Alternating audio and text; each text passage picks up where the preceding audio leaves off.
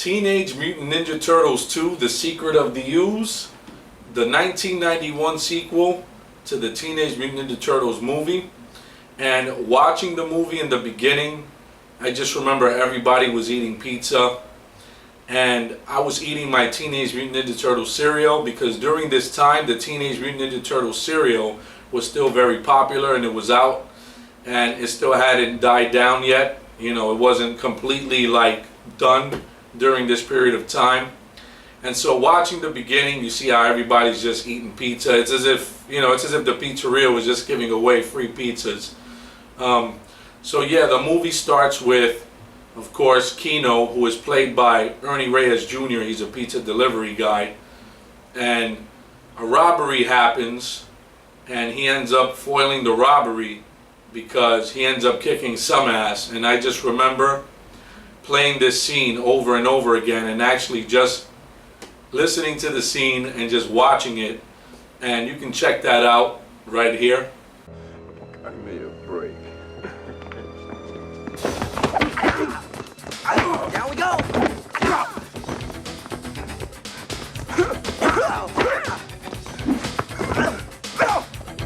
Stay down! Did I mention I study martial arts? Hey. So I thought that was really cool. And then of course you got the Turtles. They end up stepping in after the other guys come, and then they find out that their buddies have had their ass kicked.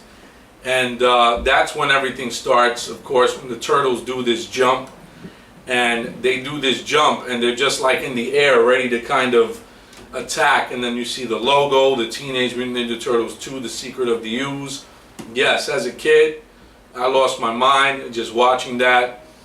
So then, now you got the Turtles, they're starting to kick the criminals' asses.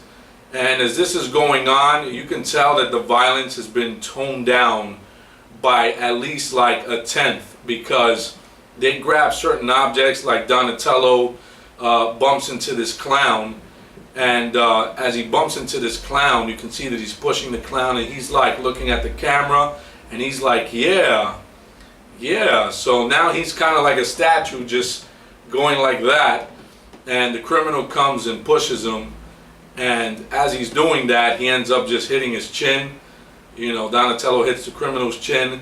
And then he pushes him forward, and he grabs kind of like some kind of foam type of toy, and he's like smacking him up with that. And then all of a sudden he makes pretend he's like some Frankenstein monster, and then starts chasing him. And then you got Michelangelo with a yo-yo, where he does Walk the Dog and then Around the World. And then he ends up in this place where they have like, I guess it's kind of like these sausages, they look like nunchucks. And he ends up grabbing those and turns them into like nunchucks. So you could see how the violence was pretty much toned down by a lot. So after all that is over, of course, then you have, you know, all the criminals and stuff, they're all beat up. And Rafael tells Keno to call the police and let them know that the criminals have been caught. And Rafael and the rest of the Turtles would tie them all up. So as they do this, you know, Keno's on the phone with the cops, and then the cops, you know, I guess they're going to be on their way. And Keno comes back and he sees all the criminals are all piled up on top of each other. One's dangling from his belt. So as April's in front of her building, she's trying to get the keys out so she can get into her building. She has groceries in her hand. Finally, she bumps into her neighbors. They get the door open for her. They help her. She finally makes it upstairs, and she's ready to put the groceries in the fridge. As soon as she opens the fridge, she sees that there's a rubber snake. It belongs to no other than Michelangelo. Now she starts naming the Turtles who left her a mess. She sees Donatello's skateboard on the floor, Raphael's workout thing on the floor. And now she takes that stuff, and as she has it in her hand, she goes upstairs. And that's when the Turtles come in through the window. They have the pizza that they got from Keno. They left them a tip. And they're talking about, you know, how they kicked the guys' asses in the warehouse. They're excited. Now, finally, April comes back downstairs. The Turtles say what's up to her. And now they want to throw the pizza like a football. to Rafael. Michelangelo's ready to throw it. April's telling Mikey not to do it. Rafael catches it with his side. And as he does that, you know, now they're all just there. You could tell the frustration that she has because the turtles are just living with her and she's just overwhelmed and she's just tired of them just living there with her. And that's when Leonardo and Rafael start talking about the foot, how they saved the city. Rafael then talks about how Shredder fell from the roof all the way to the garbage truck. And as they're talking back and forth, Donatello is telling April, you know, he's right, that Rafael's right and Leonardo's right. And just the confusion in April's face, you can see she looks really confused, like she doesn't know what Donatello's talking about. I don't know why they couldn't keep Judith Hogg as the original April. This April was changed, and this April was played by Paige Turco. Not that she did a bad job. Again, to me, I hate when they change characters in a TV show or in any movie because it takes away from the originality to me. And not that Turtles 2 was bad.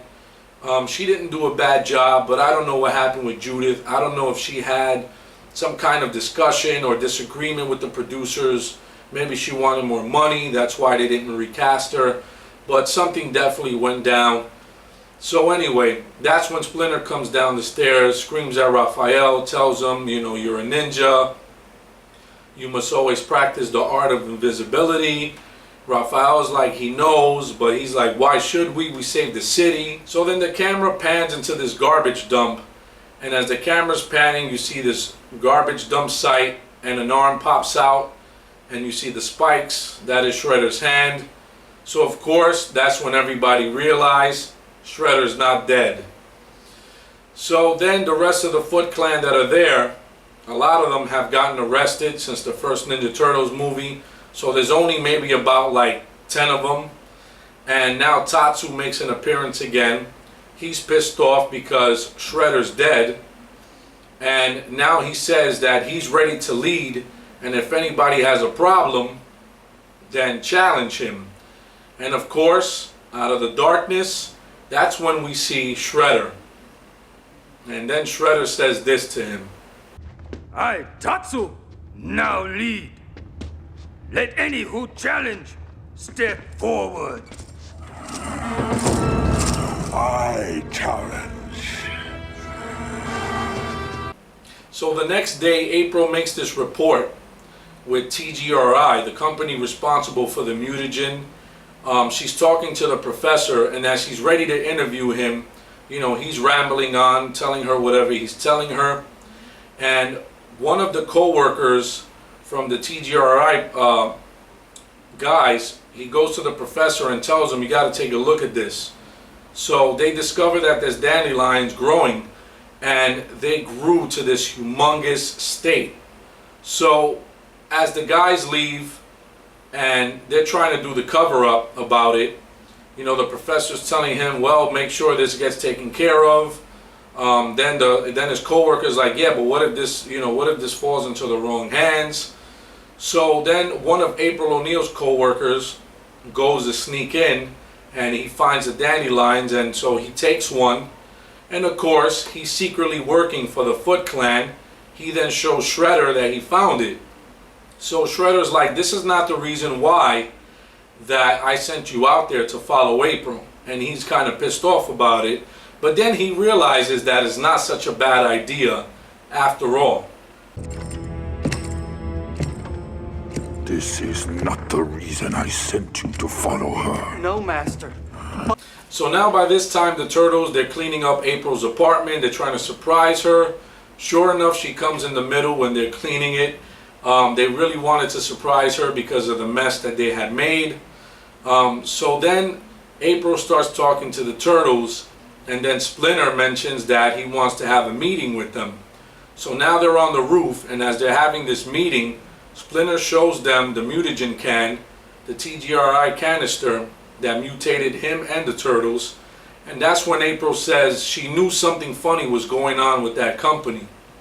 So Splinter starts to explain to them, you know, what was the story with that, what was really behind it.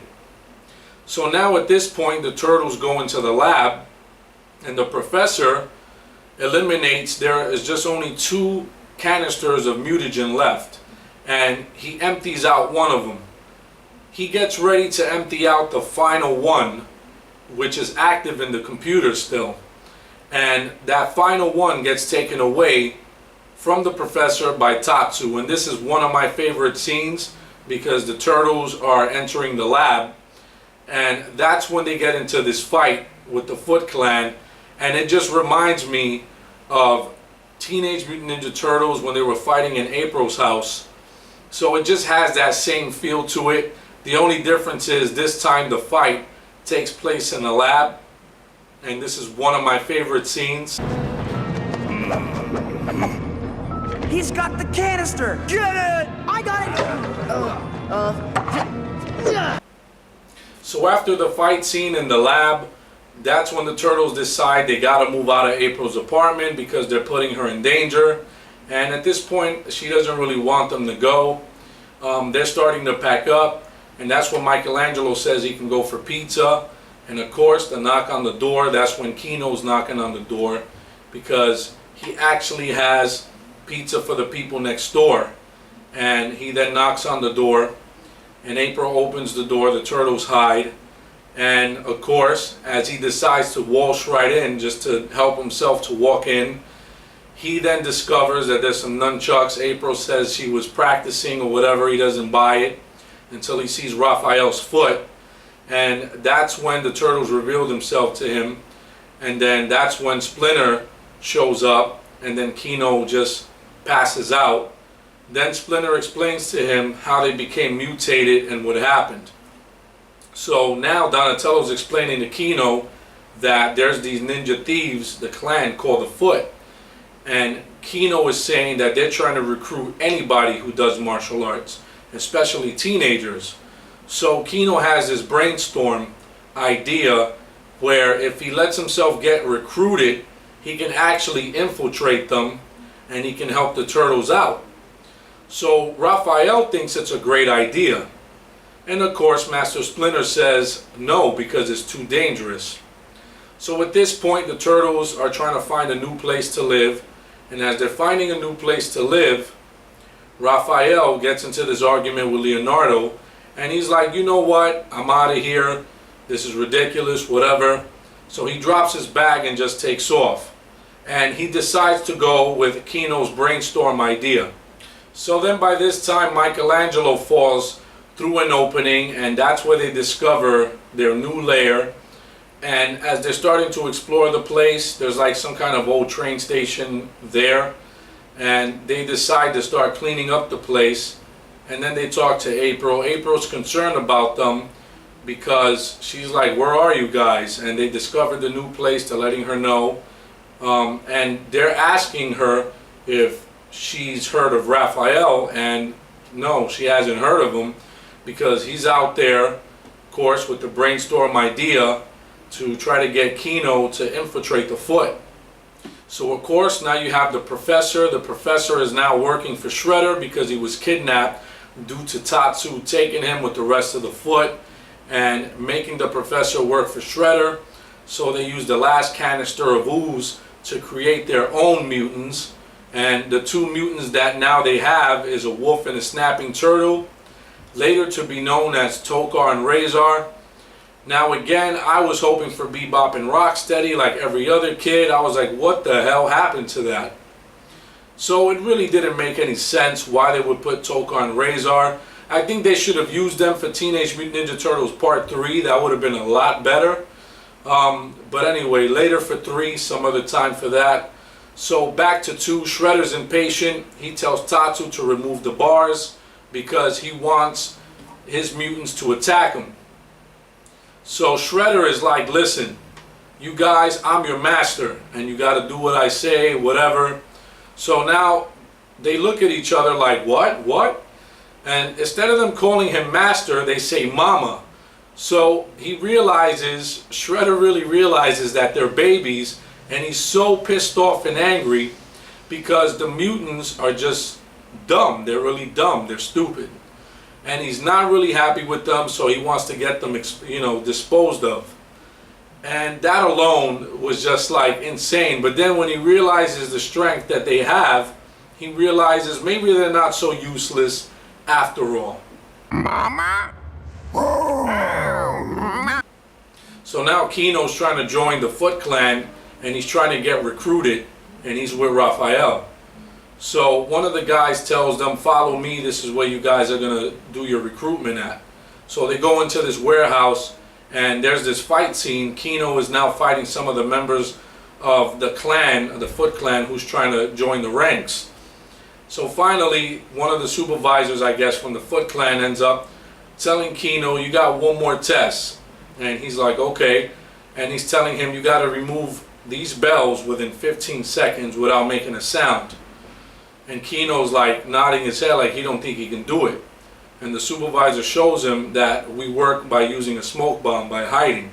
So as he throws a smoke bomb, Rafael then helps Kino and grabs all the bells and puts it into Kino's hand. When the smoke clears, the supervisor is like, okay, wow, that was incredible. And one of the guys is like, wow, he's got all of them. Kino's like, is this enough? So now they're exploring the junkyard. And as they're exploring the junkyard, they're trying to be really quiet. They don't want to get caught. Something captures Rafael's attention. And as he looks at the window, he sees a silhouette.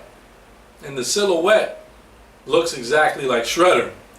So now Kino's talking to him, and he's like, quiet, you want to get us caught? That's when Tatsu shows up. And then Rafael states this line to him. Hi, we were looking for a muffler for a 77 Chevy. Sheesh. What? So now you have Rafael fighting the Foot Clan, and Kino is trying to fight with him, but Rafael is telling Kino, go call the others for help. And Kino's being resistant because he wants to help Rafael in fighting the Foot Clan. And he's like, nah, I'm going to stay here and help you. Rafael's like, if you don't go, I'm going to kick your ass. So finally Kino listens, and he decides to take off. And now he has a fight scene with some of the foot soldiers.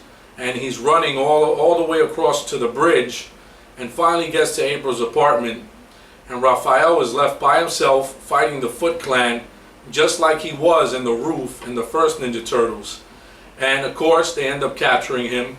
So now Kino is trying to find April, and he can't. He's buzzing her apartment number, and he keeps on buzzing. And he's like, April, pick up. Finally bumps into her on the street. He starts to explain, listen, they got Raph. And that's when the Turtles decide to go over there. They find a location. And then they find it a little too easy because it's too quiet. So finally they see Rafael, and Michelangelo's like, yeah, it's Raph, a little too Raph. And then Leonardo smacks him in the back of the head. It's Raph. Yeah, a little too Raph. You guys, knock it off. And finally, as they go, that's when the lights come on and it becomes showtime. And that's when the Turtles meet Toka Razar for the first time. And Donatello states to Michelangelo, I'll get the ugly one. And he's like, which one's the ugly one? So Donatello goes to step up with his bow, and he hits Toka in the chest, but he's just way too strong. And he's like, listen, maybe I'm a little, harsh with what I said. I apologize, whatever. So he wasn't hearing it. He grabbed Donatello from the back of the shell, throws him into this warehouse, or this cabin thing, whatever it is. And that's where the professor's tied up, and Donatello recognizes him and then frees him. So Donatello rescues the professor, and the rest of the Turtles continue to fight the Foot Clan, Toka Razar also. And that's when Michelangelo finds a sewer. And the professor, skeptical, really doesn't want to go down there, but they get him down there finally, and the professor is blown away by how intelligent the Turtles are. They get back to the Turtles' lair with the professor, and the professor explains to them that their mutation was an accident, like they were never meant to be mutated. And Donatello's pissed off because he feels that he doesn't believe the professor, and there should be more to them than just that. So later on, the professor and Donatello work together to create an anti-mutagen. And this is the point in time when Shredder decides to release Toka Razar to the streets because he feels if they make damage, then that'll draw out the turtles, and they have no choice to meet Shredder's demand, and that they have to fight them. And that's what Shredder does. So April reports in the next day the chaos that Toka Razar had did, and it's all over the news. And that's when Splinter tells the turtles, well, it's true, they have no choice, now they have to fight them. And finally, Kino's helping Donatello and the Professor in stirring this mixture of the anti-mutagen, where they get to put it in ice trays and put it into donuts. So at this point, they show up to meet with Toka and Razar. Of course, the Foot Clan is there, so is Shredder. And that's when they have the donuts, and they decide to try to trick Toka and Razar into eating it. And Michelangelo is like, donuts. And of course, Razar discovers the anti-mutagen ice cube capsule thing, and they stop eating it. So now, that's when Shredder's like, get them or whatever, attack. So now they're fighting, and that's when Rafael gets thrown inside of this club, and there's a group of people there, and they're just dancing, and this is when we get to see Vanilla Ice.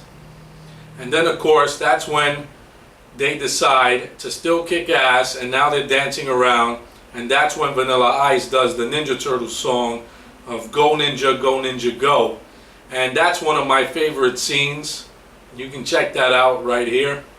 Just look at those costumes! I love this place! The club fight scene is one of my favorites because you got Vanilla Ice singing Go Ninja, Go Ninja, Go. And then you got the turtles kicking Toka and Razar's ass. So now you got Donatello trying to explain to the Professor, how is it are we going to reverse their mutation? And the Professor's like, we can speed up their mutation by saying whatever it was he said, trying to figure out how they can do it. And then all of a sudden he sees that there's a fire extinguisher there.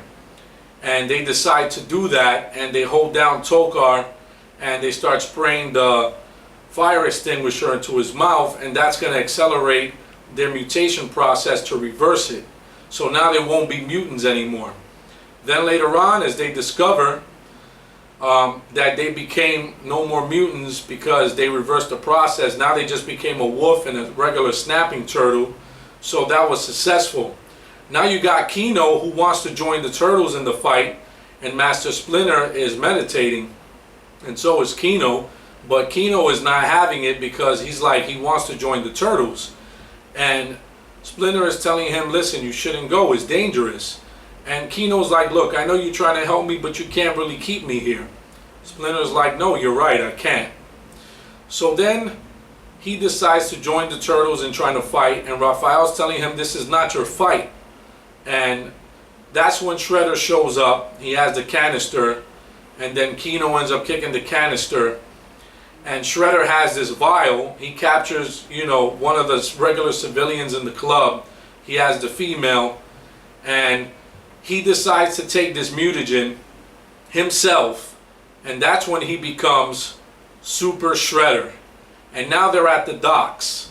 So now Shredder, of course, Super Shredder, he's played by no other than Kevin Nash, which is the wrestler, for many people who may not know, because he was extremely tall.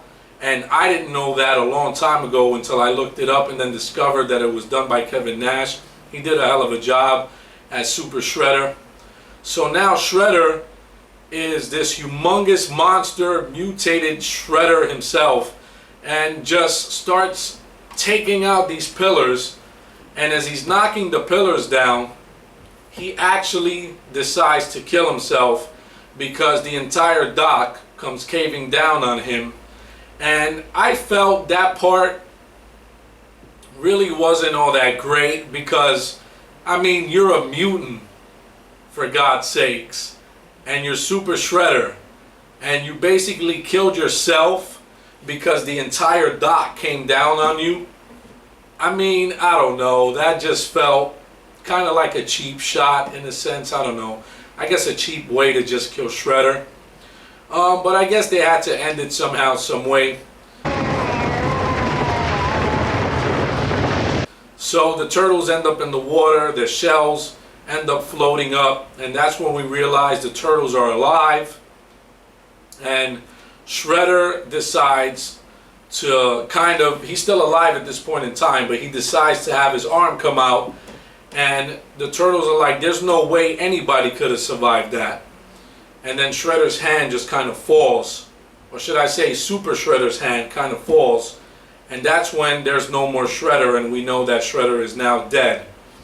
So now the Turtles go back, of course, to the Turtle Lair. Splinter already knows that they've been discovered because he was watching April O'Neil's report, and the professor gives a shout out to Leonardo, Michelangelo, Donatello, and Rafael.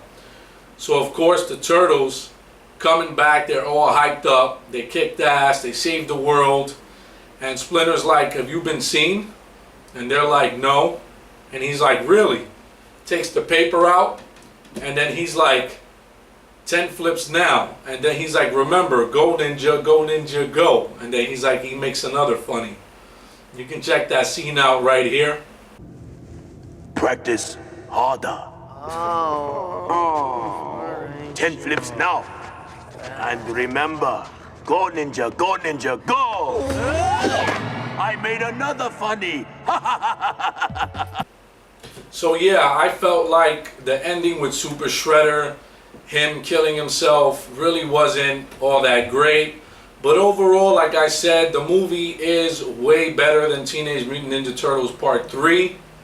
I do have the DVD here, which I bought quite some time ago. I need to upscale them to Blu-rays. And here's the back. And opening it up, you got your guide here on the right, and you got the disc there on the left. Or the opposite, the guide on the left and the disc on the right. And this little guide, I love it because it reminds me of a poster, how they did it. And then in the back it tells you what scene is what. So again, my disappointment with Teenage Mutant Ninja Turtles 2, The Secret of the Ooze, was that the violence was toned down by a lot. There was a different April, so that really kind of made it not too good for me. And then, of course, Casey Jones is nowhere to be found in this Teenage Mutant Ninja Turtles movie. He doesn't even make an appearance, so I was really sad about that and very disappointed with that. I hate when they remove a character or they change characters, whether it's a TV show or a movie, and they have sequels. Because to me, again, it ruins the originality of it and the storyline. It's kind of like, you know that's really not April, but we have to accept it for what it is. So anyway, that is my review on Teenage Mutant Ninja Turtles 2, The Secret of the Ooze, here on MADFLIX Movie Reviews.